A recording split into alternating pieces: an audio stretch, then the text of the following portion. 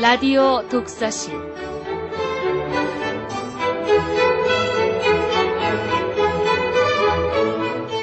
이 시간 진행의 김갑수 문화평론가입니다.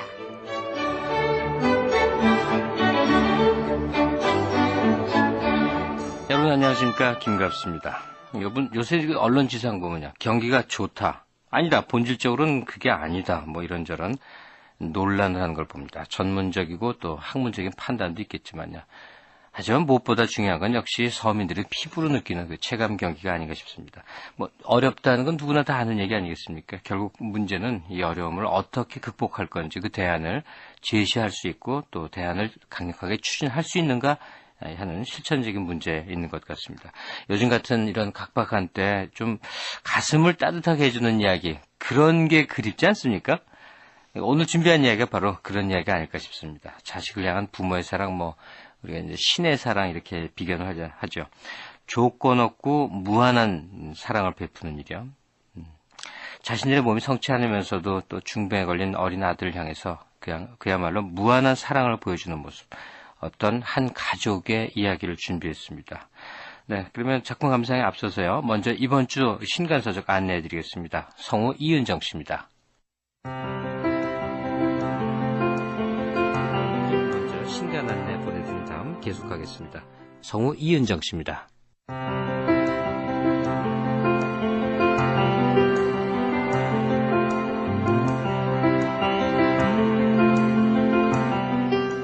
운우지정을 맺는다는 말의 기원은 무엇일까? 비석 밑에는 왜 항상 거북이가 비석을 받치고 있을까? 이런 고대 신화의 세계를 일상생활 속의 궁금증 해결의 방식으로 풀어주는 책.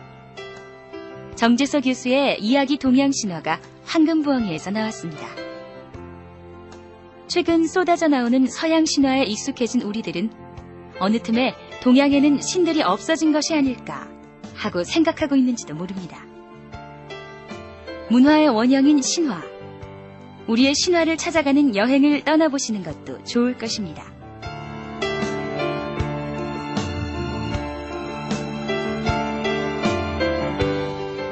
성공하는 사람에게는 7가지 습관이 있다는 얘기 많이 들어보셨을 겁니다. 이번에는 성공하는 한국인의 7가지 습관이 한스미디어에서 출간되었습니다.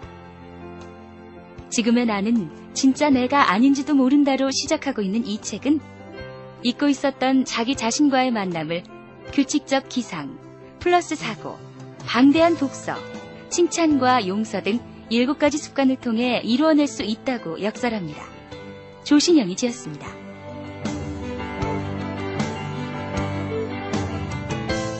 명상캠프에서 배우는 청량한 마음 비우기 처방전이 나왔습니다. 도서출판 수선제에서 출간된 무심, 사람은 어떻게 자유로워지나가 그 책인데요. 누구나 공감할 수 있는 직장 생활의 스트레스를 푸는 방법으로 무심을 제시하고 있습니다. 충청도의 자연 속 명상캠프 지도자이자 진정한 웰빙의 개념을 제시하는 문화영 씨의 무심 강의가 바로 이 책에 있습니다.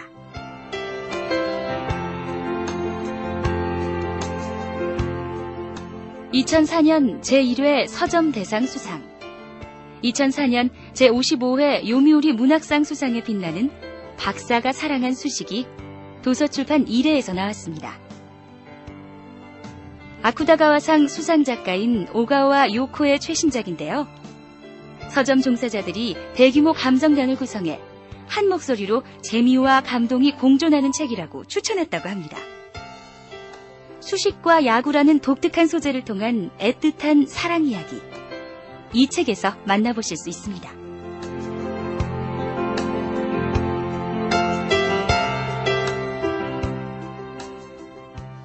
네, 오늘 작가 전성태 씨의 존재의 숲 단편을 감상하시겠는데요. 먼저 작가 소개 간단히 해드리겠습니다. 전성태 씨는 1969년 전남 고흥생입니다. 중앙대 문예창작과를 졸업했고요. 94년에 데뷔를 합니다. 소설 닭머리로 실천문학 신인상을 수상하면서 나오죠. 그동안 창작집 매향 등을 발간했고 또 신동엽 창작기금을 받은 바가 있습니다. 개간 문학동네 발표됐던 오늘 함께할 이 단편 존재숲은요, 2004년 이상문학상 우수작품상에 선정된 바도 있습니다. 작가 모십니다. 안녕하세요. 네, 안녕하십니까. 네. 이상문학상 수상 작품제 여기 이제 심사평이 있는데요. 제가 그대로 읽어드릴게요. 전성태의 존재숲은 우선 은유와 비유가 풍성한 문장에 매혹당하지 않을 수 없다. 그의 문장은 마술에 견줄만 하다. 이거 완전히 격찬이거든요. 근데 그런 만큼 읽기가 참 까다롭다, 읽기 어렵다 이런 얘기는 듣지 않으십니까? 예, 그렇습니다. 아무래도 속도가 요즘은 짧은 문장 그리고 직접적으로 전달되는 문장을 원하는데 제 문장 같은 경우는 좀 그런 측면에서 읽기가 힘들다는 평을 듣습니다. 요즘 세태하고는 좀 안 맞는 분이신데 예. 이걸 좀 문학적으로 더 더듬어가 보면요. 우리 근대문학 여명기의 봄봄의 김유정이라든지 한참 후지만 우리가 사랑해왔던 이문구 선생 이런 토속적인 농촌적 정서에 가득 차 있는 그러니까 그 정서와 또 그 문장과 이런 것들 계보로 있는 분이다 이렇게 돼 있습니다. 그럼 본격적인 작품 감상에 앞서서요. 어떤 이야기인지 간단히 좀 소개해 주실 수 있겠어요? 예. 존재의 숲이라는 소설은 주인공이 우선 개그맨입니다. 개그맨? 예, 몇 년 동안 이렇게 관심을 못 끌게 됩니다. 그러면서 자기는 어떤 해학적인 언어를 세상에 이렇게 내놓고 싶은데 웃음만 유발하고 사실은 어떤 삶의 본질을 건드리지 못하는 그런 개그만을 하게 된다는 거죠. 그래서 이것을 어떤 돌파하기 위해서 점쟁이를 어떤 스승으로 모시고 이제 출입을 하게 되는데 그 점쟁이가 추천해 준 공간이 이 존재의 숲에 나오는 어느 시골 공간입니다. 예. 어느 시골 오두막에 이제 내려가서 무엇을 자기는 겪어야 되는지 모르고 무작정 그 생활을 하게 되죠. 그 과정에서 그 마을에 사는 할머니들 또는 그 할아버지 이런 사람들을 만나게 되는데 그 여러 많은 이야기들 속에서 그 마을에 지금 자기가 몸담고 있는 그 오두막에 옛날에 역골댁이라는 한 할머니가 살았는데 예. 이 할머니는 돌아가시기 직전에 산불을 내고 실성한 행세를 하다가 정신을 돌려놓지 않고 돌아가셨고 그 아들이 찾아왔다. 그런 이야기입니다. 네, 그러면 세세한 얘기는 직접 작품 감상을 하면서 느끼고 그렇게 하겠습니다. 자, 전성태 씨의 단편 소설 존재의 숲 감상하시겠습니다.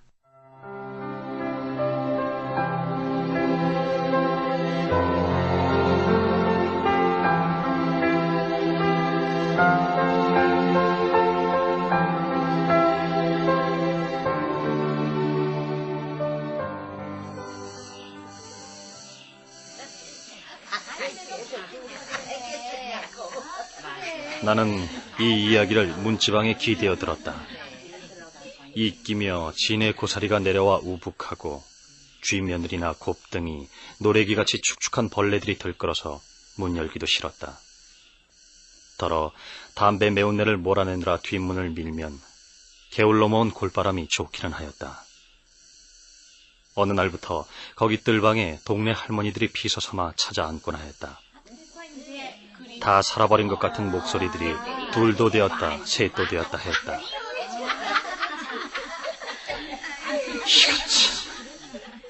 내가 아무리 이 얘기를 좋아하기로서니 방 안에 앉아서 창호지 하나 사이에 두고 저 할머니들 얘기 엿듣는 꼴이 되어버렸으니 원.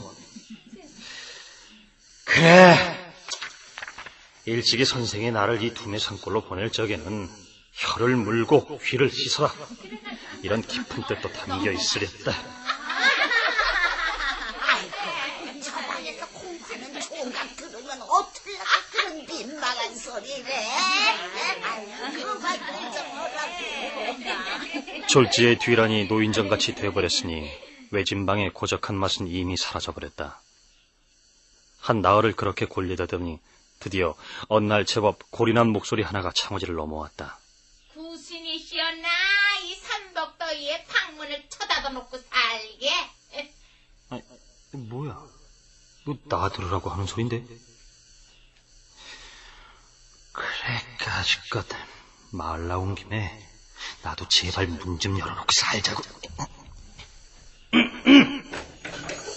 아이고, 구신은 아니네. 귀신이라뇨.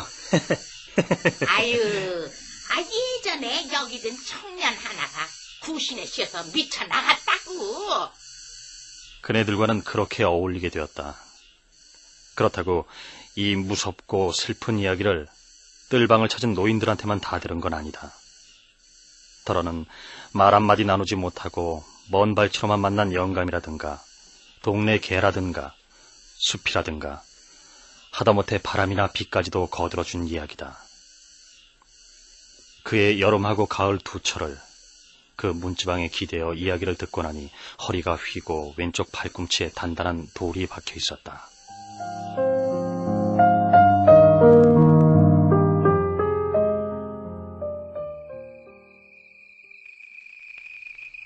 총각은 무슨 사연으로 여기까지 온 거야?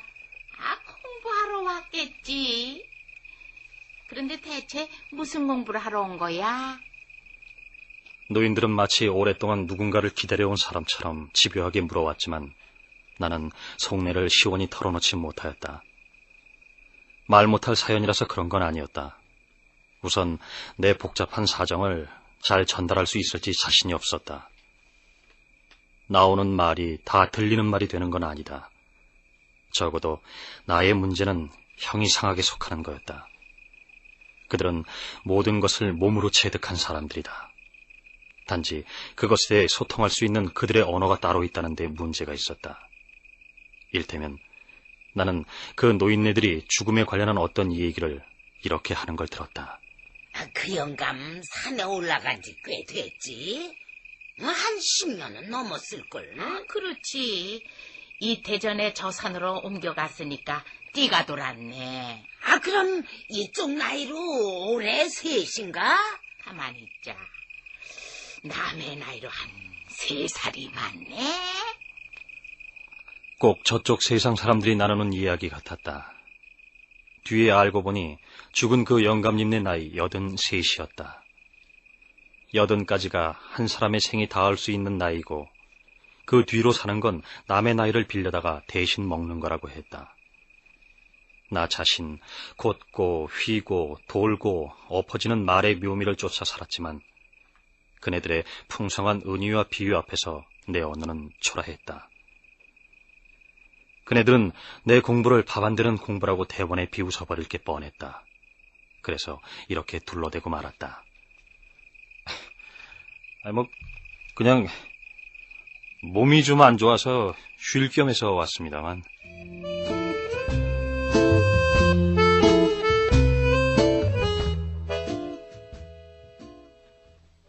그를 두고 사기꾼이네 사입이네 깔아뭉개는 축들도 있었지만 점집이나 출입한 사람들한테는 그 명성이 꽤나 알려진 점쟁이였다.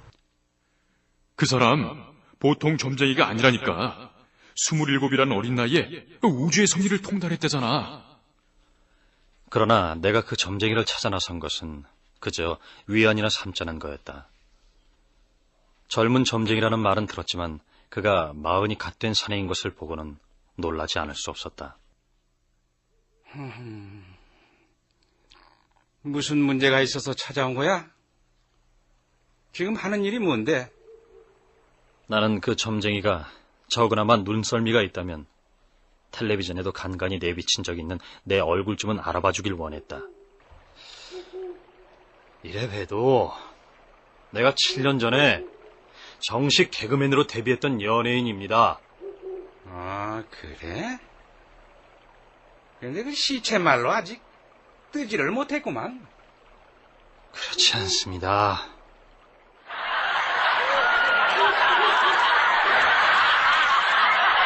난 어느 유명 정치인의 성대모사로 풍자의 언변이 촌철살인이라는 평을 받으면서 당당하게 데뷔를 했죠. 데뷔 후에도 나는 밤낮으로 정치와 세태를 풍자하는 소재를 만들고 그것들을 혀에 익혔습니다. 그런데 반응이 신통치 않았다 이거야? 그렇습니다. 혹자는 정치가 시세가 없는 판에 그 개그인들 먹히겠냐고 하던데, 어쨌든 인기를 먹고 사는 연예인이 매일 상심을 먹고 사는 형편이니 모처럼이 출연지에서도 억지 웃음만 끌어내다가 쓸쓸하게 무대를 내려와야 했죠. 오죽이나 답답했으면 점이라도 쳐보자고 여기까지 찾아왔겠습니까? 그렇다면은 지금 여기서 날 한번 웃겨보시겠어? 이래봬도 난 남을 웃겨주는 일로 먹고 사는 사람입니다. 황당하고 불쾌한 생각이 들었지만 난 복채 주기가 아까워서 갈고 닦은 개그를 몇 개 보여주었다.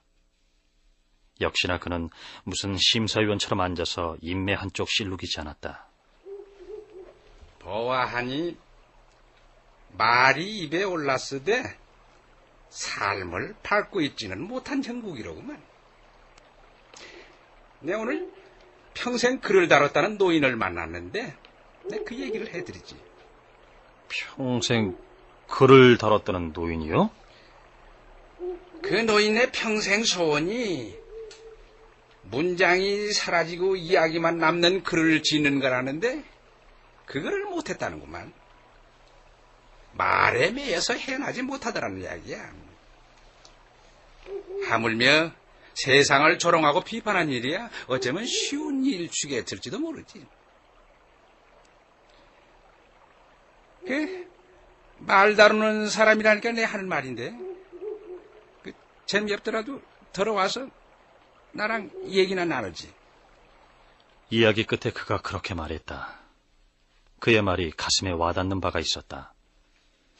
남 웃기는 사람이 되되 울며 웃게 하는 개그맨이 되는 게 나의 꿈이었던 것이다.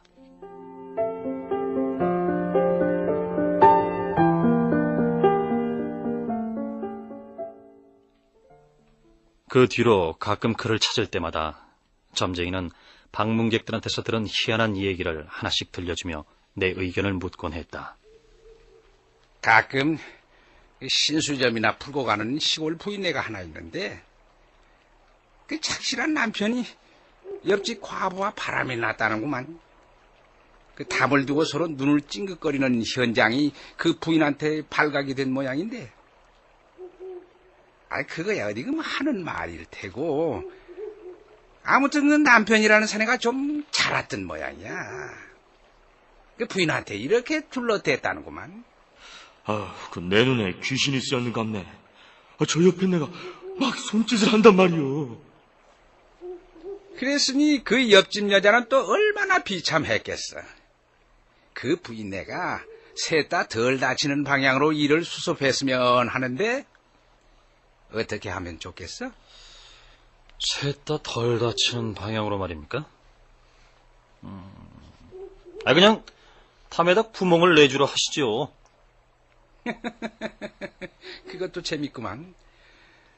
그러나 아내의 다친 자존심은 어떻게 하지? 그럼 무슨 수가 있겠습니까? 어쨌든 하나는 뒤집어 써야죠. 나는 무당을 불러다 구슬하라고 일러줬어. 동네 사람들 내 말 좀 들어보소. 우리 서방이 귀신에 홀려서 옆집 옆에 나를 유혹했다네. 바람난 집의 구판이라. 풍경 한번 기괴하군.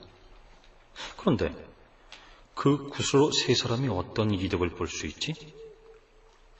우선 남편의 외도를 구슬로 까발리는 아내한테는 무슨 이득이 있을까? 바람난 두 사람을 톡톡히 우세시켰으니 분풀이는 좀 될 테고 그 판국의 연애질은 더 못할 테니 확실하게 막으면 되겠지. 무엇보다 남편이 정으로 옆집 과부에게 눈을 돌린 게 아니라 미혹에 그랬다고 만방에 알림으로써 자존심을 회복할 수 있겠지. 남편이나 옆집 과부 입장에서야 잠시 우습게 까면 되겠지만 일이 그만한 선에서 매듭져 천만 다행일 테고 정분단돼서 정이 쏙 빠져버리니까 구질구질하고 비참한 감정 따위는 어느 정도 덜어지겠구만. 맞아, 그게 그렇게 되는 얘기였어. 자, 선생, 해학은 어떻게 얻을 수 있습니까? 글쎄, 캄캄한 삶을 밟아야겠지. 그러면 말이 자연히 따르지 않겠어? 요즘 사람들 캄캄한 이야기를 싫어할 것 같지만은 실상은 없어서 못 듣는 것이야. 그럼 흔한 말로 진창에서 구르며 겪어봐야 한단 말입니까? 난 그 말을 안 믿어. 자기 연민은 공연히 억지가 되기 십상이지. 그저 남의 얘기나 재미나게 듣는 수밖에. 절실하면은 남 얘기가 내 얘기가 되는 것 아니겠어? 난 27에 어느 북쪽 골짜기에 들었다가 큰 별똥을 주운 적이 있지. 그 뒤로 남 얘기 듣는 재미로 이렇게 살고 있고. 그는 영문모를 소리만 해댔다. 별똥을 주워오다니 무슨 큰 이야기를 주워왔단 말인가. 그런데 별똥을 주워왔다는 거기가 어디입니까? 내 무릎에 대답은 않고 그는 그저 그늘 빗긴 얼굴로 웃기만 했다. 그와의 교류가 한 석 달이나 지났을 무렵 그가 약도 한 장을 그려주며 말했다. 별똥이 많이 떨어진 골짜기니 재수 좋으면 하나쯤 주울 수 있겠지만은 욕심은 내지 마. 오랫동안 시달렸으니 그저 입 닫고 명상이나 하다 오든지.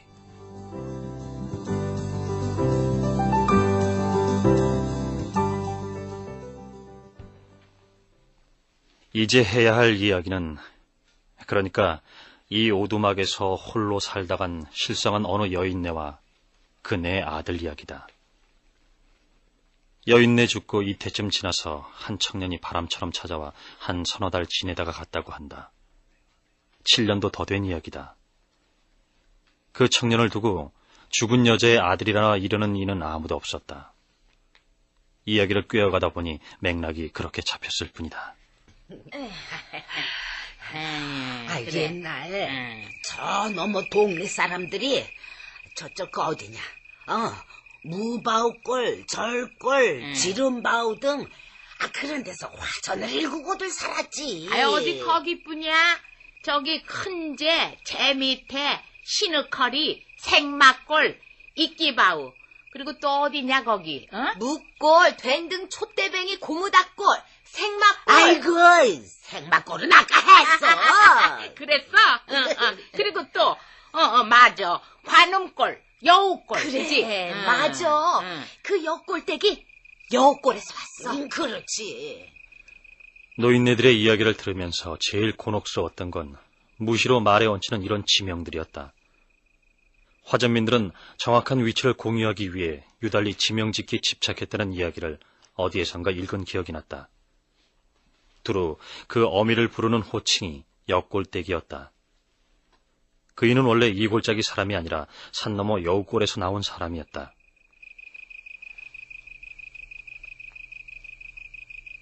그 여자가 살았던 여우골은 화전 붙이는 사람들도 깊다고 잘 안 들어가는 외진 데였어. 에이그, 그런데 그의 팬네 복이 없어서 갓난에 하나 든 새각시 나이에 서방이 병이 들어 덜컥 죽어버렸네. 그래. 근데 무바우골 농부가 집에 드나들면서 자주 그 쟁기들도 해주고 하다가 그의 팬네를 소실로 삼은 것이여.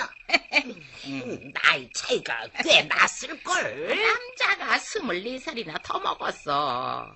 그러다가 화전민들이 하나 둘 산 밖으로 나앉을 때 그 여골댁도 영감을 따라 이 마을로 들어온 게지. 본초하고 한 지붕 아래서 살았으니 꽤나 투덕거렸지 뭐. 무슨 소리야. 영감 살아있을 땐 그랬지만서도 영감 보내고 난 뒤에는 친자매처럼 얼마나 서로 위해주고 살았는데. 그 본처가 혈압으로 쓰러져서 5회를 앓았나? 그 병 시중을 다 해준 거 아니오. 본처가 세상을 뜨자 영감 곁자리까지 곱게 내주었지. 역골댁에게 벼로가 있었으니 뻥쟁이 할멈이었다. 2대빵 말이 그 집에 들면 2마리 되더라고 했다. 아니 그래서 여꼴대 거짓말 두 말 이런 속담이 안 생겼겠어? 맞아. 아이고 그 뻥쟁이 역골대기 평생 했던 거짓말 중에서 그 최고로 큰 거짓말은 아마도 그 무장공비 사건. 아이고 그 생각만 하면은 무장공비가 2명이나 집에 들어 솥에 남은 죽을 퍼먹고 내뺐다는 역골댁의 제보를 처음 접했을 때 마을 사람 누구 하나 그네를 의심하지 않았다. 무장공비하면 온 나라가 발칵 뒤집히고 전 국민이 일손을 놓다시피 텔레비전 수상기 앞으로 몰리던 시국이었다. 네, 이곳이 바로 무장공비가 출연했던 산골마을의 그 오두막집입니다. 공비는 이 부엌문을 열고 몰래 들어가서 여기 보온밥솥에 있던 죽을 훔쳐먹은 것입니다. 죽으로 허기를 채운 무장 역골댁과 이 골짜기 마을이 며칠 동안 뉴스를 도배하다시피 했다. 죽그릇으로 사용한 보온밥통 속 용기가 화면을 가득 채웠다. 카메라는 사진을 박듯 그릇을 꽤나 오랫동안 들여다보았다. 그리고 도주로를 지목하는 역골댁의 손길을 따라 집 곁에 옥수수밭과 숲이 연달아 펼쳐졌다.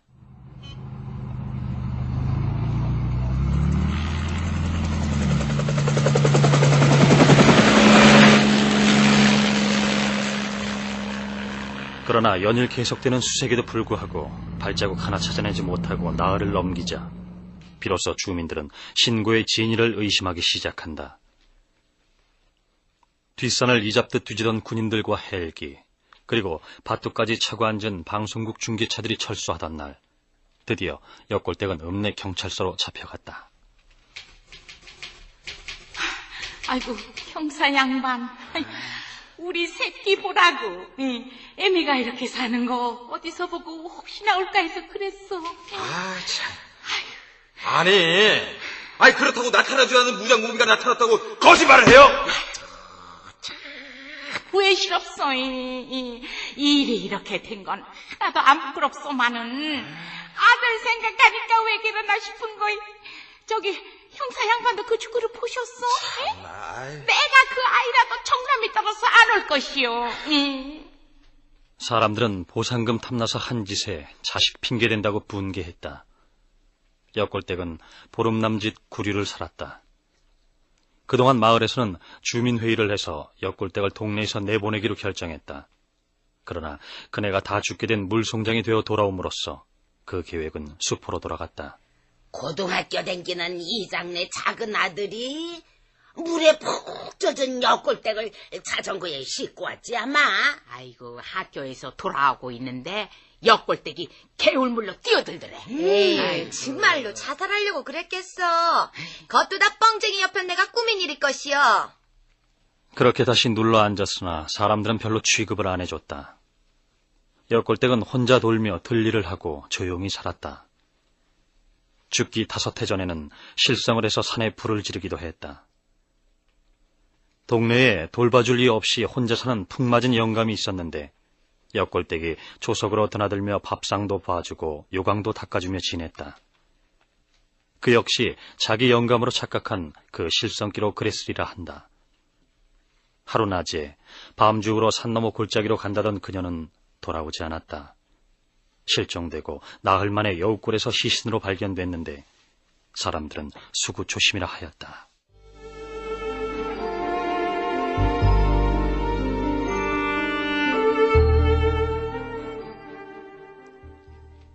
이태 뒤에 바람처럼 나타났다는 그 청년이 아들이었음에 틀림없다. 그는 신분을 드러내지 못하고 골짜기에서 어미의 흔적을 찾으려 애썼던 모양이다. 근데 그 청년 말이야. 왜 하필이면 역골댁이 살던 오두막으로 찾아 들어오더란 말이지. 아이고 그뿐인가. 하고 많은 얘기 중에서 역골댁 얘기만 하면 아주 귀를 쫑긋 세우더라니까. 그리고 그 동네 사람들이 발길 끄는 저기 저 산 너머 화전민촌에 사흘이 멀다 하고 드나드는가 하면 글쎄 어느 날엔가는 이 오두막집 처마에 매달린 해묵은 씨옥수수자루 보면서 울고 있는 걸 저런, 떠떠니까 그러네. 어머나.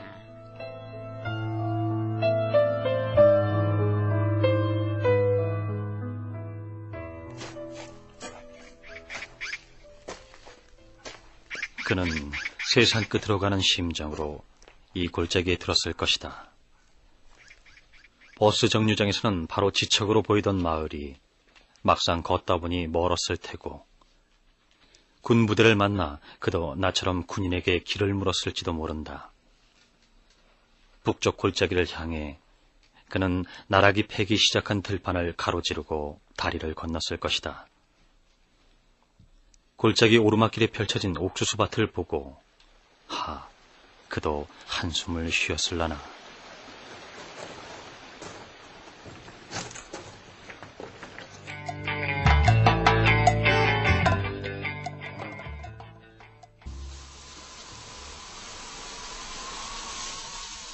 골짜기에서 가장 변화무쌍한 물상이 있다면 그건 옥수수밭이었다. 옥수수밭 풍경에는 늘 그 풍맞은 노인이 있었다. 노인은 개울 건너 젓갈색 양철집에서 들고 났다.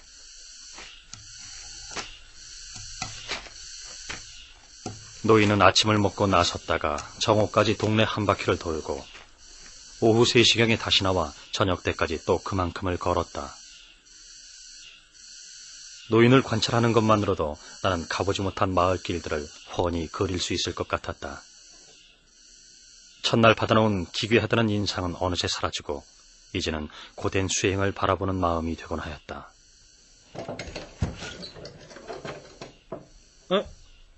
양철집 할머니, 어쩐 일로 동무도 없이 혼자 오셨네요? 자, 수박 먹던 중인데 이거 좀 잡수세요. 얼굴이 작고 눈매가 깊어서 항상 순박하고 겁 많아 보이는 할머니였다. 노인은 먼 산 바라기를 하고 수박을 먹었다.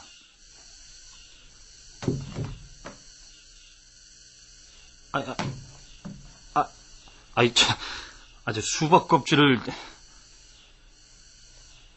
노인은 설렁설렁 먹고 남은 껍데기를 아무데로나 휙휙 내던졌다. 서먹서먹해서 그러나 싶어 나는 조심스럽게 말을 붙여보았다. 그 양철집에서 할아버지하고 두 분이 지내시나 봐요? 귀가 멀었나? 잠시 어색한 침묵이 흘렀다. 나는 마을 쪽 길을 더듬어 보았다. 양철집 노인네는 옥수수밭 너머로 숨었는지 보이지 않았다.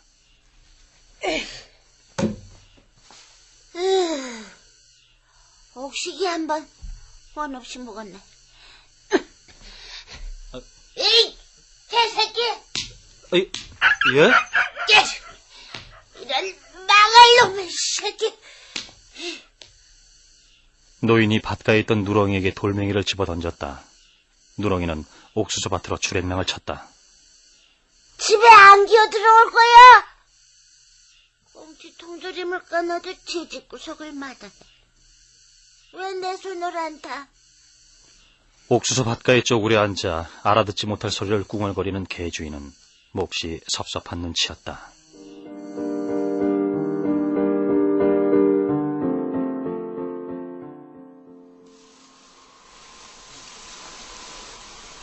골짜기에 가을이 찾아오고 있었다. 옥수수잎 서걱대는 소리가 가슬가슬해져 갔다.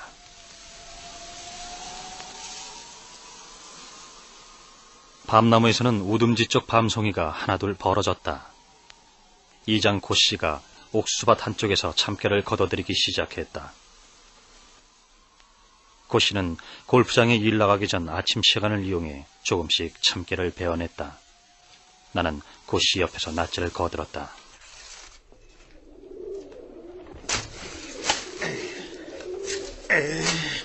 금년에는 걸음을 제대로 못했더니 이 참깨라고 원 대가짜리 몽땅 해가지고 묶어 세울 수나 있을지 모르겠네. 이거.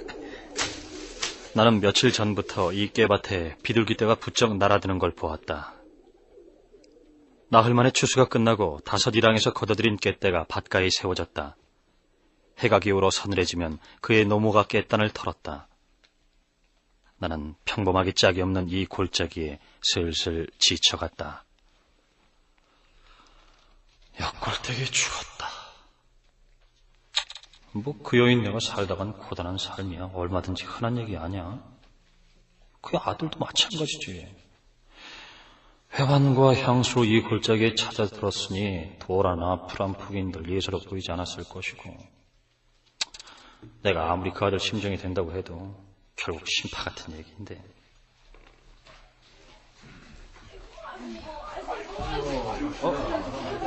그런데 이장님, 요즘 부쩍 저 골짜기를 오르내리는 사람들이 많아졌네요. 저기 화전민 부락이 있던 산 너머 골짜기에 가서 알밤들 주워오는 사람들이요. 한 번 갔다 하면은 한 가마씩 주워온다니까. 난 그들을 보면서 역골댁을 떠올리고 그의 아들을 생각했다. 저 길 너머 어딘가에 청년의 고향이자 어미가 죽은 여우꼴이 있을 거라 생각하자 가슴이 아련해졌다.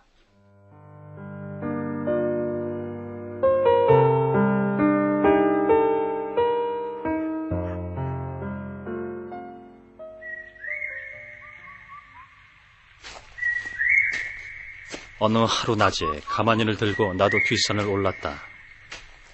밭길을 한참 오른 자리에서 산길이 시작되었다.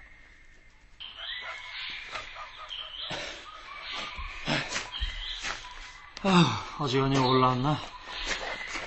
첩첩이 산중이여, 후비구비 계곡이로군. 마을 노인네들은 희늑허리나 생막골에 들어야 밤을 지울 수 있을 거라 했는데, 거기가 대체 어느 쪽이지? 주위에 두루뭉술한 지형과 물상 속에서 날카롭게 선 낙엽성을 바라보면서 왠지 위안을 받는 기분이었다. 그래, 가본 적은 없지만 지구 북쪽에 우를 창창한 침엽 수임대가 내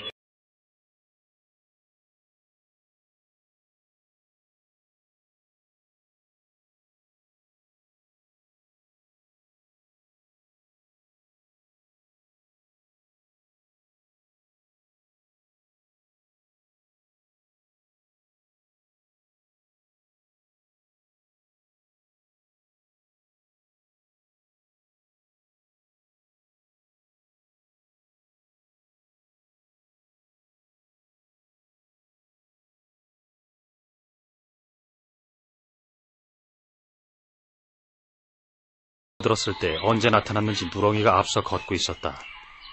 놈은 내 기척을 느끼고 내리막길로 내달렸다. 쭉 뻗은 나무줄기 끝에 꿰인 하늘이 가엾이 깊었다.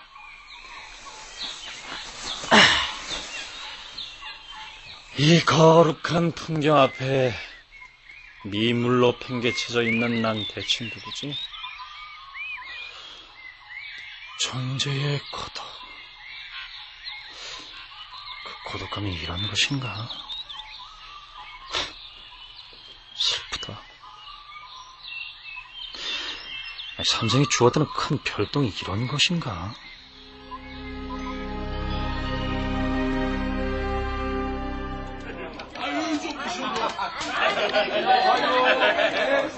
고씨가 나를 집으로 초대했다. 큰아들이 입대를 하게 돼서 동네 사람들하고 저녁을 하게 되었노라고 했다.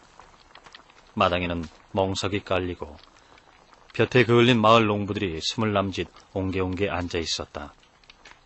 고씨 노모가 그나마 이미로운 사이라고 손짓을 했다. 아유, 총각, 이리 앉아요, 이리. 예. 며칠 뒤에 우리 옥식이 거둘 텐데 총각이 좀 와서 도와줘. 예, 그래야죠.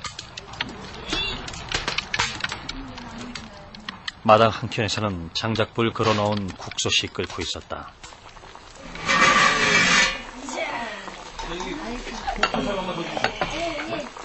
자, 한 그릇씩 들어봐요. 아유, 이거 올여름도 그냥 넘겼는데 고시덕이 보신을 당하네구려. 몸 보신하게 되는 것이 아들 덕인가 어디 손자 덕이지. 맞습니다, 할머니. 자, 저 술 한 잔 받으세요. 아이고, 그래, 들어봐. 나는 돼지라도 한 마리 잡았는가 보다 했는데 도마 위에 썰어놓은 고기는 돼지고기가 아니었다. 아유, 요 메어두고 기른 게하고는 맛이 영 다른걸요? 농부가 그렇게 말했을 때 나는 기분이 이상해서 젓가락을 놓고 주위를 둘러보았다. 양철집 할머니가 일렁이는 솥 앞에 홀로 침울하게 앉아 있었다. 나는 농부에게 물었다. 이거 혹시 양철집 무롱이에요? 양철집도 개를 기르나? 그 예전에 용골댁 할망구라고 그 노인네가 기르던 개요. 주인 죽고 나서 동네를 싸돌아다니며 남의 개밥이나 훔쳐먹었지. 이장이 아침에 공기총으로 잡았어. 늙어서 영물이 다 된 놈인데 뭐 밖으로만 돌아서 그런지 고기는 질기지는 않네. 나는 가마솥을 걸었던 자리를 돌아보고 소름이 쫙 돋았다. 얼마 전까지 거기 쪼그려 앉아있던 양철집 할머니가 보이지 않았던 것이다. 나는 이튿날 일부러 개울을 내다보았다. 매일같이 거기 앉아 요강을 씻던 노인네가 보이지 않았다. 노인네들한테도 물어볼까 기다렸으나 그네들도 약속이나 한 듯 나타나지 않았다. 나는 혹시 지금껏 헛개비를 본 게 아닌가 하는 마음에 혼란스러워지기 시작했다.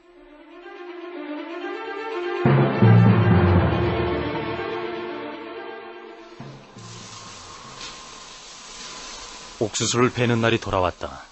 낫을 들고 밭으로 들자 고씨가 물었다. 아니, 어디 아파? 얼굴이 해석한 게 많이 아픈 것 같구만.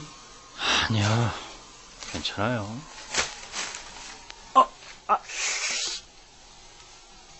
낫을 당기다 옥수수대 껍질에 손가락을 베었다. 금박 씀벅거리면서 핏방울이 맺혀 올라왔다. 손가락을 물고 고개를 들었을 때 그간 보지 못한 풍광이 내 눈에 들어왔다. 뒷산 한복판이 꽤 넓은 낙엽성 숲이었던 것이다. 산불이 났었나 보죠?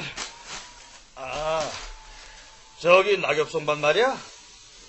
역골댁 할망구라고 이제 밭쪽을 태우다가 산까지 훌러덩 태워먹었지. 한 10년이나 됐나?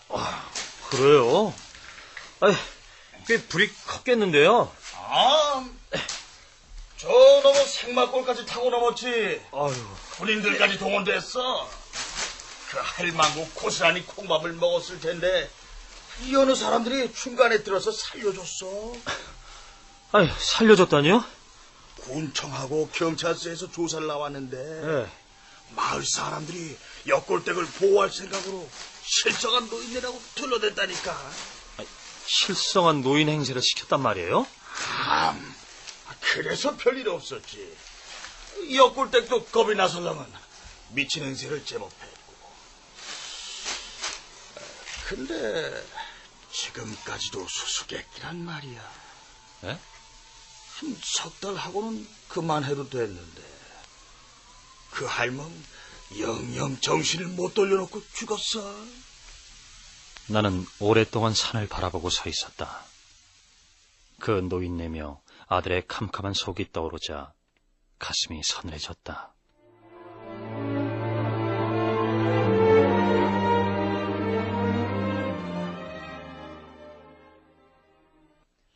나는 고신의 옥수수를 다 못 빼고 짐을 쌌다. 짐을 싸는 동안 뒤란이 웅성웅성 소란스러웠다. 나는 뒷문을 열지 않고 곧장 마당을 가로질러 오두막을 나왔다.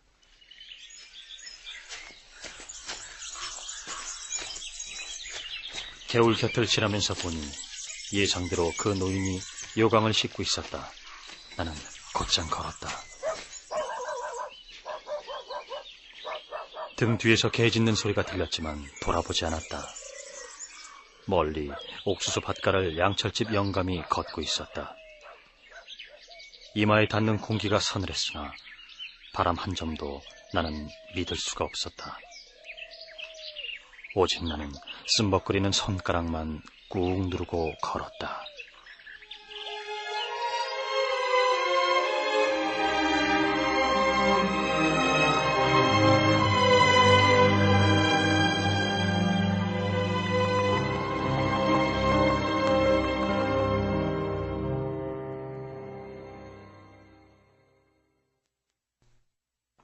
네, 지금까지 출연 오인성, 방유성, 나수란, 유민석, 이재용, 윤동기, 홍진욱, 김치선, 임주현, 송정희, 진웅, 이광수, 곽윤상, 음악 임은경, 효과 강성범, 안익수, 신연파, 장찬이었습니다.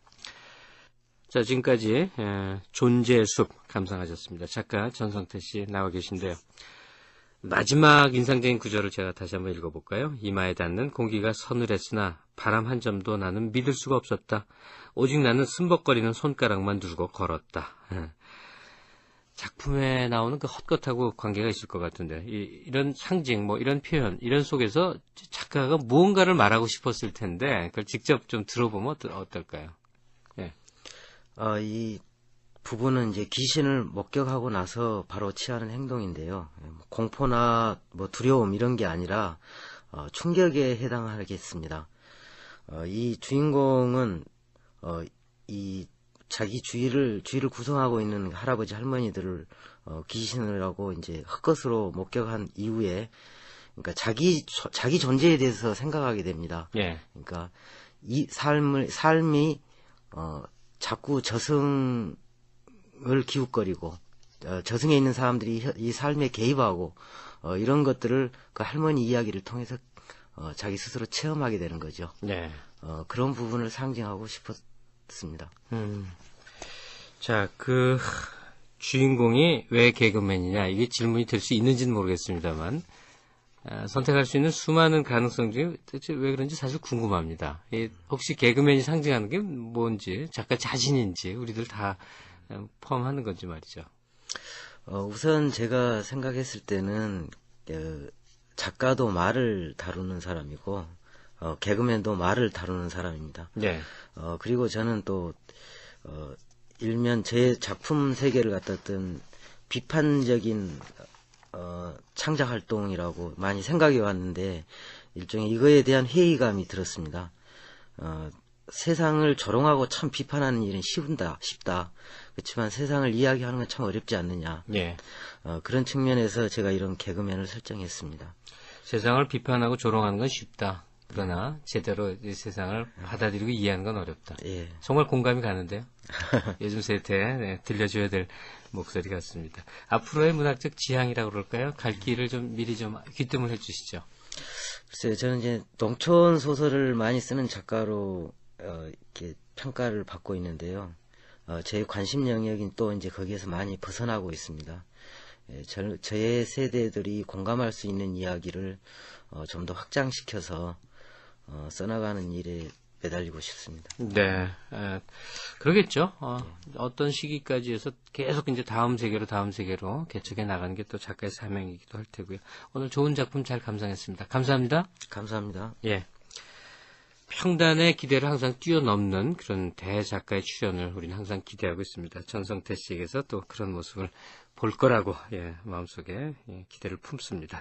라디오 독서실 다음 시간에 뵙겠습니다. 여러분 안녕히 계시기 바랍니다. 지금까지 극본 이상락, 기술 이흥규, 프로듀서 김호상이었습니다.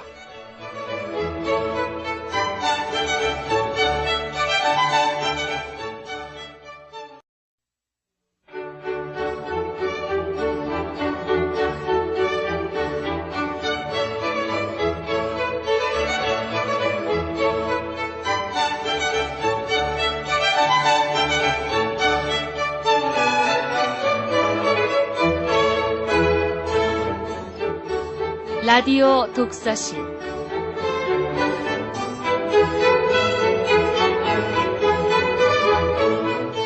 이 시간 진행의 김갑수 문화평론가입니다.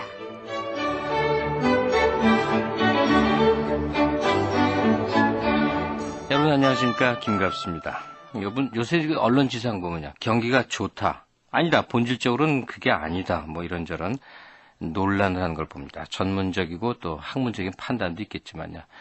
하지만 무엇보다 중요한 건 역시 서민들이 피부로 느끼는 그 체감 경기가 아닌가 싶습니다.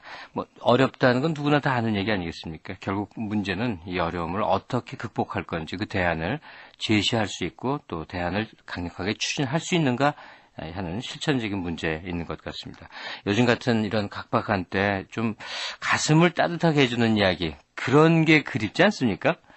오늘 준비한 이야기가 바로 그런 이야기가 아닐까 싶습니다. 자식을 향한 부모의 사랑, 우리가 이제 신의 사랑 이렇게 비견을 하죠.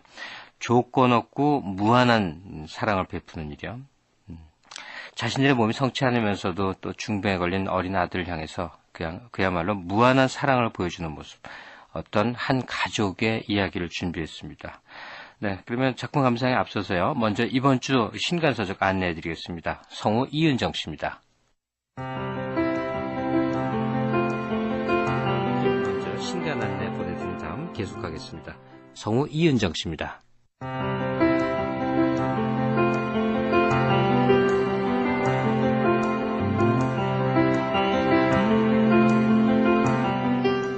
운우지정을 맺는다는 말의 기원은 무엇일까? 비석 밑에는 왜 항상 거북이가 비석을 받치고 있을까? 이런 고대 신화의 세계를 일상생활 속의 궁금증 해결의 방식으로 풀어주는 책. 정재서 교수의 이야기 동양신화가 황금부엉이에서 나왔습니다. 최근 쏟아져 나오는 서양 신화에 익숙해진 우리들은 어느 틈에 동양에는 신들이 없어진 것이 아닐까 하고 생각하고 있는지도 모릅니다. 문화의 원형인 신화. 우리의 신화를 찾아가는 여행을 떠나보시는 것도 좋을 것입니다.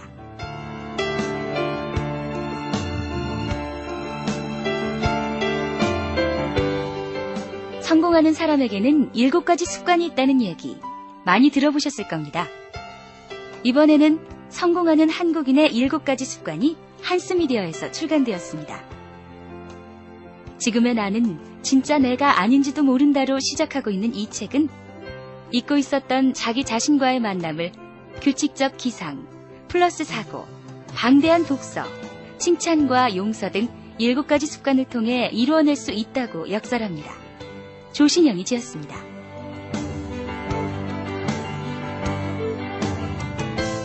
명상캠프에서 배우는 청량한 마음 비우기 처방전이 나왔습니다. 도서출판 수선제에서 출간된 무심, 사람은 어떻게 자유로워지나가 그 책인데요.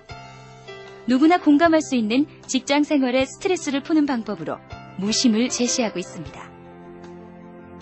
충청도의 자연 속 명상캠프 지도자이자 진정한 웰빙의 개념을 제시하는 문화영 씨의 무심 강의가 바로 이 책에 있습니다.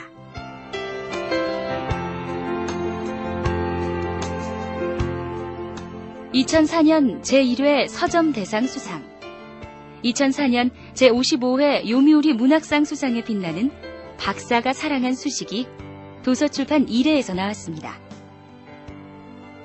아쿠다가와상 수상작가인 오가와 요코의 최신작인데요.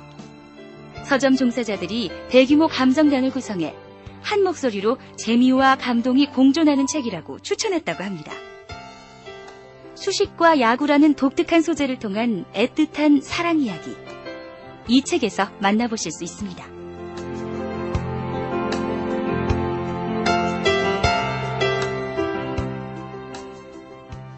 네, 오늘 작가 전성태 씨의 존재의 숲 단편을 감상하시겠는데요. 먼저 작가 소개 간단히 해드리겠습니다. 전성태 씨는 1969년 전남 고흥생입니다. 중앙대 문예창작과를 졸업했고요. 94년에 데뷔를 합니다. 소설 닭머리로 실천문학 신인상을 수상하면서 나오죠. 그동안 창작집 매향 등을 발간했고 또 신동엽 창작기금을 받은 바가 있습니다. 개간 문학동네 발표됐던 오늘 함께할 이 단편 존재숲은요, 2004년 이상문학상 우수작품상에 선정된 바도 있습니다. 작가 모십니다. 안녕하세요. 네, 안녕하십니까. 네. 이상문학상 수상 작품제 여기 이제 심사평이 있는데요. 제가 그대로 읽어드릴게요. 전성태의 존재숲은 우선 은유와 비유가 풍성한 문장에 매혹당하지 않을 수 없다. 그의 문장은 마술에 견줄만 하다. 이거 완전히 격찬이거든요. 근데 그런 만큼 읽기가 참 까다롭다, 읽기 어렵다, 이런 얘기는 듣지 않으십니까? 예, 그렇습니다. 아무래도 속도가 요즘은 짧은 문장, 그리고 직접적으로 전달되는 문장을 원하는데, 제 문장 같은 경우는 좀 그런 측면에서 읽기가 힘들다는 평을 듣습니다. 요즘 세태하고는 좀 안 맞는 분이신데, 예. 이걸 좀 문학적으로 더 더듬어가 보면요. 우리 근대문학 여명기의 봄봄의 김유정이라든지, 한참 후지만 우리가 사랑해왔던 이문구 선생, 이런 토속적인 농촌적 정서에 가득 차 있는 그러니까 그 정서와 또 그 문장과 이런 것들, 계보로 있는 분이다, 이렇게 돼 있습니다. 그럼 본격적인 작품 감상에 앞서서요. 뛰고 돌고 엎어지는 말의 묘미를 쫓아 살았지만 그네들의 풍성한 은유와 비유 앞에서 내 언어는 초라했다. 그네들은 내 공부를 밥 안 되는 공부라고 대원에 비웃어버릴 게 뻔했다. 그래서 이렇게 둘러대고 말았다. 그냥 몸이 좀 안 좋아서 쉴 겸해서 왔습니다만.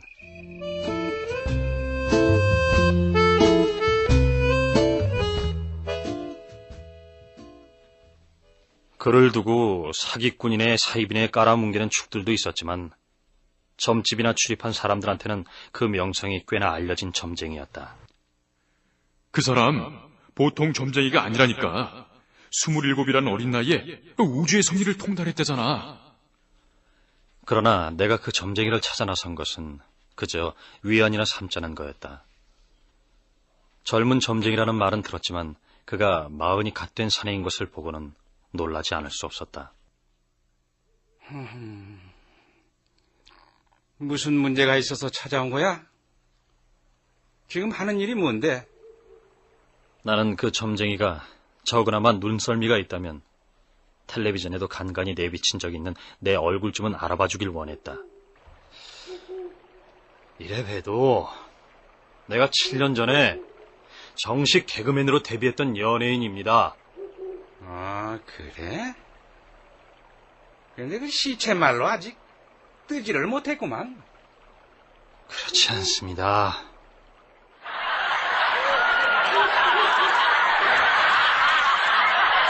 난 어느 유명 정치인의 성대모사로 풍자의 언변이 촌철살인이라는 평을 받으면서 당당하게 데뷔를 했죠. 데뷔 후에도 나는 밤낮으로 정치와 세태를 풍자하는 소재를 만들고 그것들을 혀에 익혔습니다. 그런데 반응이 신통치 않았다 이거야? 그렇습니다. 혹자는 정치가 시세가 없는 판에 그 개그인들 먹히겠냐고 하던데, 어쨌든 인기를 먹고 사는 연예인이 매일 상심을 먹고 사는 형편이니 모처럼 이 출연 기회에서도 억지 웃음만 끌어내다가 쓸쓸하게 무대를 내려와야 했죠.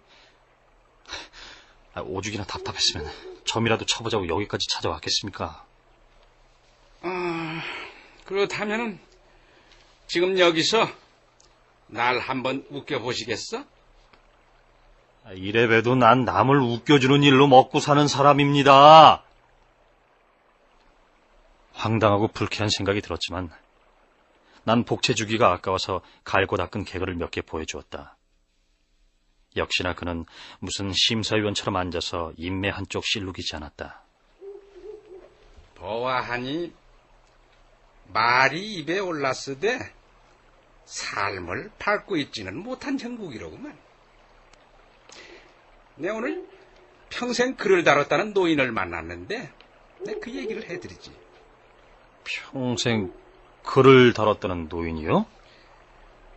그 노인의 평생 소원이 문장이 사라지고 이야기만 남는 글을 짓는 거라는데 그거를 못했다는구만. 말에 매여서 해나지 못하더라는 이야기야. 하물며 세상을 조롱하고 비판한 일이야 어쩌면 쉬운 일축에 들지도 모르지. 말 다루는 사람이라니까 내 하는 말인데 재미없더라도 들어와서 나랑 얘기나 나누지. 이야기 끝에 그가 그렇게 말했다. 그의 말이 가슴에 와닿는 바가 있었다. 남 웃기는 사람이 되되 울며 웃게 하는 개그맨이 되는 게 나의 꿈이었던 것이다.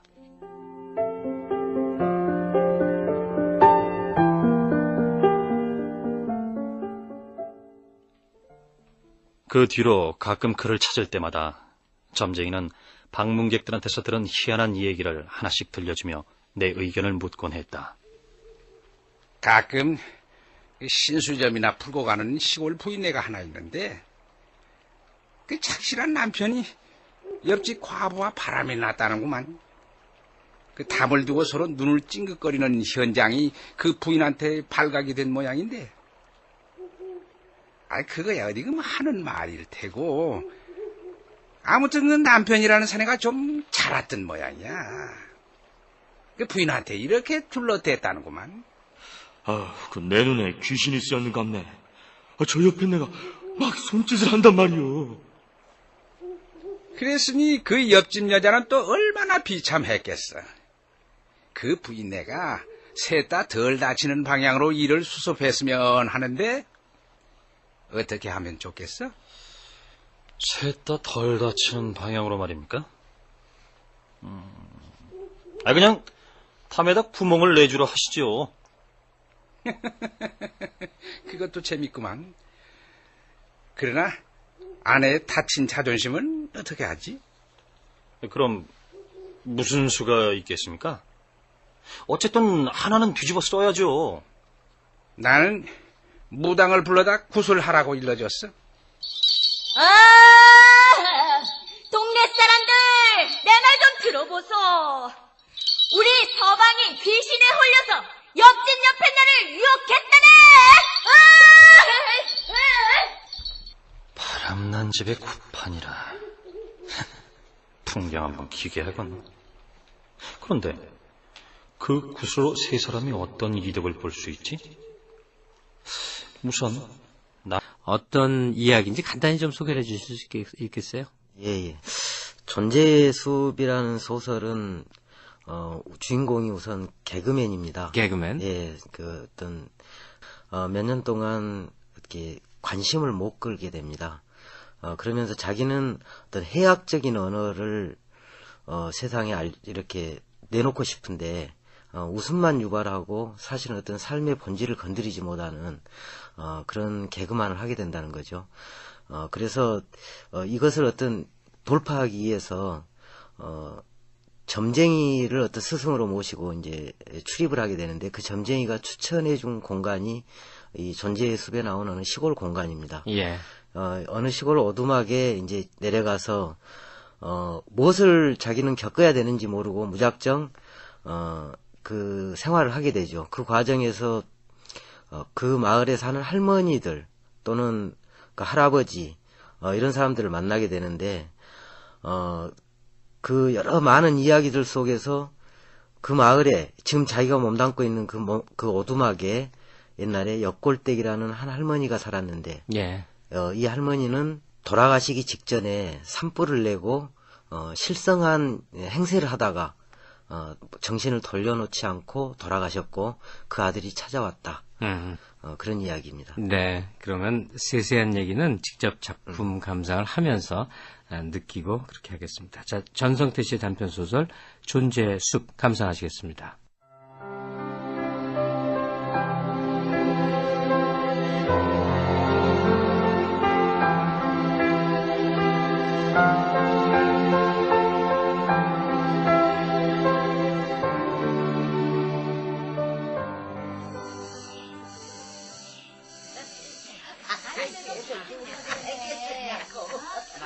나는 이 이야기를 문지방에 기대어 들었다.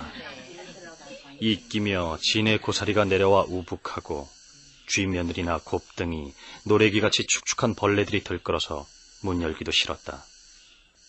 더러 담배 매운내를 몰아내느라 뒷문을 밀면 개울 넘어온 골바람이 좋기는 하였다.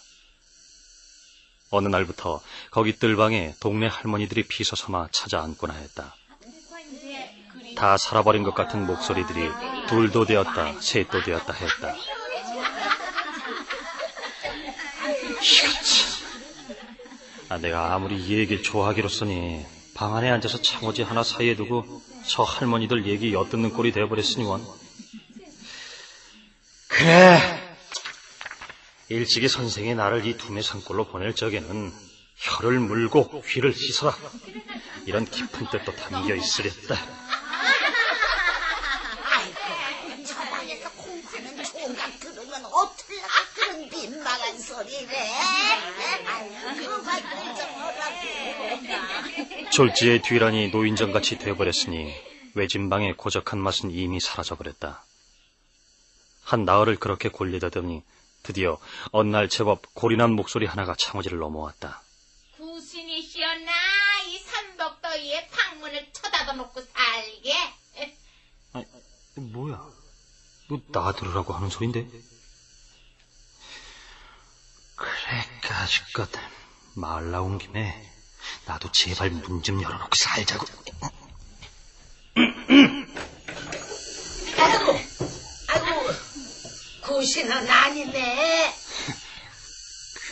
귀신이라뇨.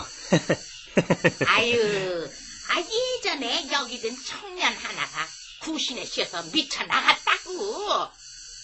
그네들과는 그렇게 어울리게 되었다. 그렇다고 이 무섭고 슬픈 이야기를 뜰방을 찾은 노인들한테만 다 들은 건 아니다. 더러는 말 한마디 나누지 못하고 먼 발치로만 만난 영감이라든가 동네 개라든가 숲이라든가 하다못해 바람이나 비까지도 거들어준 이야기다.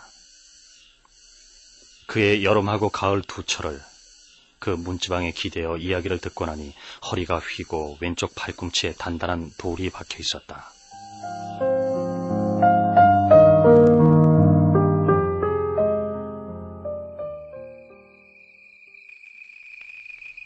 총각은 무슨 사연으로 여기까지 온 거야? 공부하러 왔겠지. 그런데 대체 무슨 공부를 하러 온 거야? 노인들은 마치 오랫동안 누군가를 기다려온 사람처럼 집요하게 물어왔지만 나는 속내를 시원히 털어놓지 못하였다. 말 못할 사연이라서 그런 건 아니었다. 우선 내 복잡한 사정을 잘 전달할 수 있을지 자신이 없었다. 나오는 말이 다 들리는 말이 되는 건 아니다. 적어도 나의 문제는 형이상하게 속하는 거였다. 그들은 모든 것을 몸으로 체득한 사람들이다. 단지 그것에 대해 소통할 수 있는 그들의 언어가 따로 있다는 데 문제가 있었다. 일테면 나는 그 노인네들이 죽음에 관련한 어떤 얘기를 이렇게 하는 걸 들었다. 그 영감 산에 올라간 지 꽤 됐지? 한 10년은 넘었을걸? 그렇지. 이태전에 저 산으로 옮겨갔으니까 띠가 돌았네. 그럼 이쪽 나이로 올해 셋인가? 가만히 있자. 남의 나이로 한 3살이 많네. 꼭 저쪽 세상 사람들이 나누는 이야기 같았다. 뒤에 알고 보니 죽은 그 영감님네 나이 83이었다. 80까지가 한 사람의 생이 닿을 수 있는 나이고 그 뒤로 사는 건 남의 나이를 빌려다가 대신 먹는 거라고 했다. 나 자신 곧고 휘명이나 집에 들어 소태남은 죽을 퍼먹고 내뺐다는 역골댁의 제보를 처음 접했을 때 마을 사람 누구 하나 그네를 의심하지 않았다. 무장공비하면 온 나라가 발칵 뒤집히고 전 국민이 일손을 놓다시피 텔레비전 수상기 앞으로 몰리던 시국이었다. 네, 이곳이 바로 무장공비가 출연했던 산골마을의 그 오두막집입니다. 공비는 이 부엌문을 열고 몰래 들어가서 여기 보온밥솥에 있던 죽을 훔쳐먹은 것입니다. 죽으로 허기를 채운 무장 역골댁과 이 골짜기 마을이 며칠 동안 뉴스를 도배하다시피 했다. 죽그릇으로 사용한 보온밥통 속 용기가 화면을 가득 채웠다. 카메라는 사진을 박듯 그릇을 꽤나 오랫동안 들여다보았다. 그리고 도주로를 지목하는 역골댁의 손길을 따라 집 곁에 옥수수밭과 숲이 연달아 펼쳐졌다.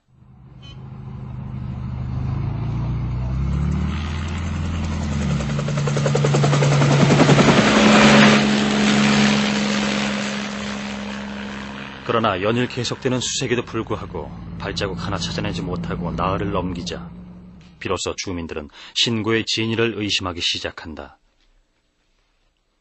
뒷산을 이잡듯 뒤지던 군인들과 헬기, 그리고 밭두까지 차고 앉은 방송국 중계차들이 철수하던 날, 드디어 역골댁은 읍내 경찰서로 잡혀갔다. 아이고, 형사 양반. 우리 새끼 보라고. 애미가 이렇게 사는 거 어디서 보고 혹시나 올까 해서 그랬어. 아니 그렇다고 나타나지 않은 무장공비가 나타났다고 거짓말을 해요? 후회스럽소. 일이 이렇게 된 건 하나도 안 부끄럽소만은 아들 생각하니까 왜 그러나 싶은 거이. 저기 형사 양반도 그 죽구를 보셨어? 내가 그 아이라도 청남이 떨어서 안 올 것이요. 사람들은 보상금 탐나서 한 짓에 자식 핑계댄다고 분개했다. 역골댁은 보름남짓 구류를 살았다. 그동안 마을에서는 주민회의를 해서 역골댁을 동네에서 내보내기로 결정했다. 그러나 그네가 다 죽게 된 물송장이 되어 돌아옴으로써 그 계획은 수포로 돌아갔다. 고등학교 댕기는 이장네 작은 아들이 물에 푹 젖은 역골댁을 자전거에 싣고 왔지 아마. 아이고, 학교에서 돌아오고 있는데 역골댁이 개울물로 뛰어들더래. 에이, 정말로 자살하려고 그랬겠어. 그것도 다 뻥쟁이 옆에 내가 꾸민 일일 것이여. 그렇게 다시 눌러 앉았으나 사람들은 별로 취급을 안 해줬다. 역골댁은 혼자 돌며 들일을 하고 조용히 살았다. 죽기 5해 전에는 실성을 해서 산에 불을 지르기도 했다. 동네에 돌봐줄 리 없이 혼자 사는 푹맞은 영감이 있었는데 역골댁이 조석으로 드나들며 밥상도 봐주고 요강도 닦아주며 지냈다. 그 역시 자기 영감으로 착각한 그 실성기로 그랬으리라 한다. 하루낮에 밤중으로 산 너머 골짜기로 간다던 그녀는 돌아오지 않았다. 실종되고 나흘 만에 여우골에서 시신으로 발견됐는데 사람들은 수구조심이라 하였다.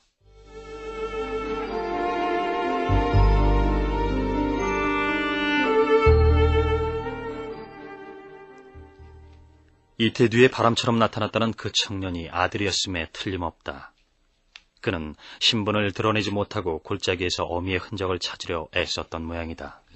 근데 그 청년 말이야. 아, 왜 하필이면 역골댁이 살던 오두막으로 찾아 들어오더란 말이지. 아이고, 그뿐인가. 하고 많은 얘기 중에서 역골댁 얘기만 하면 아주 귀를 쫑긋 세우더라니까. 그리고 그 동네 사람들이 발길 끄는 저기 저 산 너머 화전민촌에 사흘이 멀다 하고 드나드는가 하면 글쎄 어느 날엔가는 이 오두막집 처마에 매달린 해묵은 시옥수수자루 보면서 울고 있는 걸 저런, 그러니까 그러네. 어머나.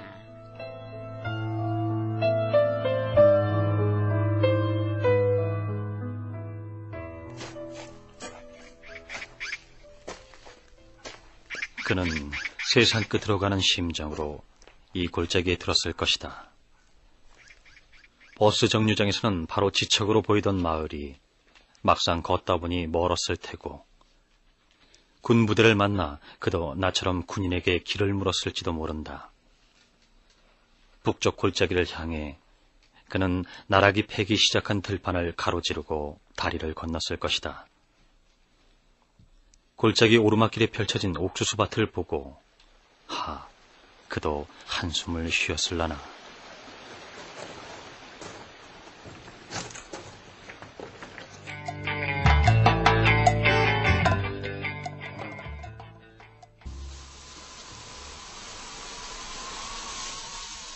골짜기에서 가장 변화무쌍한 물상이 있다면 그건 옥수수밭이었다.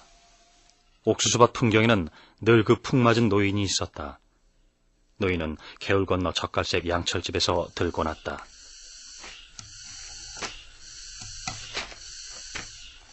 노인은 아침을 먹고 나섰다가 정오까지 동네 한 바퀴를 돌고 오후 3시경에 다시 나와 저녁 때까지 또 그만큼을 걸었다. 노인을 관찰하는 것만으로도 나는 가보지 못한 마을길들을 훤히 그릴 수 있을 것 같았다.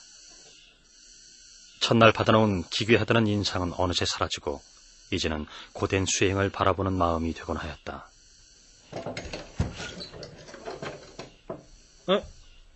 양철집 할머니, 어쩐 일로 동무도 없이 혼자 오셨네요? 자, 수박 먹던 중인데 이거 좀 잡수세요. 얼굴이 작고 눈매가 깊어서 항상 순박하고 겁 많아 보이는 할머니였다. 남편의 외도를 구스로 까발리는 아내한테는 무슨 이득이 있을까? 바람난 두 사람을 톡톡히 우세시켰으니 분풀이는 좀 될 테고 그 판국의 연애질은 더 못할 테니 확실하게 막으면 되겠지. 무엇보다 남편이 정으로 옆집 과부에게 눈을 돌린 게 아니라 미혹이 그랬다고 만방에 알림으로써 자존심을 회복할 수 있겠지. 남편이나 옆집 과부 입장에서야 잠시 우습게 까면 되겠지만 일이 그만한 선에서 매듭져 천만 다행일 테고 정분단돼서 정이 쏙 빠져버리니까 구질구질하고 비참한 감정 따위는 어느 정도 덜어지겠구만. 맞아, 그게 그렇게 되는 얘기였어. 선생, 해학은 어떻게 얻을 수 있습니까? 글쎄, 캄캄한 삶을 밟아야겠지. 그러면 말이 자연히 따르지 않겠어? 요즘 사람들 캄캄한 이야기를 싫어할 것 같지만은 실상은 없어서 못 듣는 것이야. 그럼 흔한 말로 진창에서 구르며 겪어봐야 한단 말입니까? 난 그 말을 안 믿어. 자기 연민은 공연히 억지가 되기 십상이지. 그저 남의 얘기나 재미나게 듣는 수밖에. 절실하면은 남 얘기가 내 얘기가 되는 것 아니겠어? 난 27에 어느 북쪽 골짜기에 들었다가 큰 별똥을 주운 적이 있지. 그 뒤로 남 얘기 듣는 재미로 이렇게 살고 있고. 그는 영문모를 소리만 해댔다.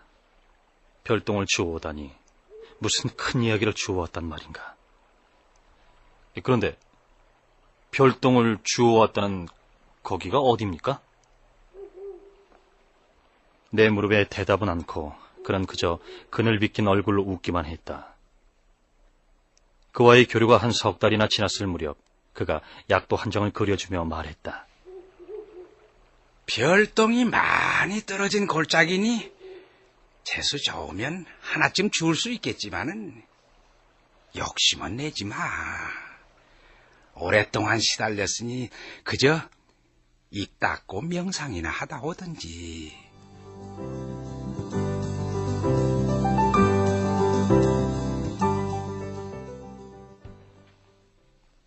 이제 해야 할 이야기는, 그러니까 이 오두막에서 홀로 살다간 실성한 어느 여인네와 그 네 아들 이야기다.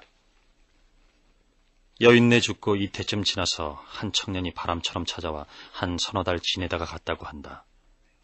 7년도 더 된 이야기다. 그 청년을 두고 죽은 여자의 아들이라 이르는 이는 아무도 없었다. 이야기를 꿰어가다 보니 맥락이 그렇게 잡혔을 뿐이다. 옛날 저 너머 동네 사람들이 저쪽 그 어디냐 무바우골, 절골, 지름바우 등 그런 데서 화전을 일구고들 살았지. 어디 거기뿐이야? 저기 큰제, 제 밑에 신우커리, 생막골, 이끼바우, 그리고 또 어디냐 거기? 묵골, 된등, 촛대뱅이, 고무닭골, 생막골. 아이고, 생막골은 아까 했어. 그랬어? 그리고 또 맞아, 관음골, 여우골. 그지? 맞아. 그 여골댁이 여골에서 왔어. 그렇지. 노인네들의 이야기를 들으면서 제일 곤혹스러웠던 건 무시로 말에 얹히는 이런 지명들이었다. 화전민들은 정확한 위치를 공유하기 위해 유달리 지명짓기에 집착했다는 이야기를 어디에선가 읽은 기억이 났다. 두루 그 어미를 부르는 호칭이 역골댁이었다. 그이는 원래 이 골짜기 사람이 아니라 산 너머 여우골에서 나온 사람이었다.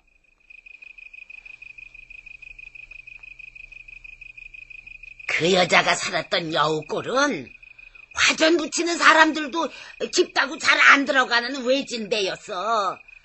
에이그, 그런데 그의 팬네 복이 없어서 갓난에 하나 든 새각시 나이에 서방이 병이 들어 덜컥 죽어버렸네. 그래. 근데 무바우골 농부가 집에 드나들면서 자주 그 쟁기들도 해주고 하다가 그의 팬네를 소실로 삼은 것이여.